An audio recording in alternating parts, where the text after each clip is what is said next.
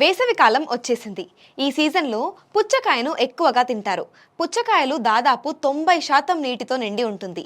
ఇది వేసవిలో శరీరాన్ని హైడ్రేటెడ్గా ఉంచుతుంది. పుచ్చకాయలో vitamin A, B complex, C, potassium మీ చర్మానికి పోషణ అందిస్తుంది. వీటితో పాటు పుచ్చకాయలోని లైకోపెన్, బీటా క్యారోటిన్ వంటి యాంటీ ఆక్సిడెంట్స్ ఉంటాయి. ఇవి ఆరోగ్యానికి ఎంతో మేలు చేస్తాయి. అయితే చాలా మంది పుచ్చకాయను కట్ చేసి తిన్న తర్వాత కొంత భాగాన్ని ఫ్రిడ్జ్లో పెట్టి తింటారు. మీకు కూడా ఈ అలవాటు ఉంటే వెంటనే మానుకోండి. ఇలాంటి పుచ్చకాయ తినడానికి రుచిగా, చల్లగా ఉంటుంది. అయితే ఆరోగ్యానికి ఎంతో హాని చేస్తుందంటున్నారు ఆరోగ్య నిపుణులు. కట్ చేసిన పుచ్చకాయను ఫ్రిడ్జ్లో ఉంచడం వల్ల అది ఇన్ఫెక్షన్ బారిన పడే అవకాశాలు పెరుగుతాయి.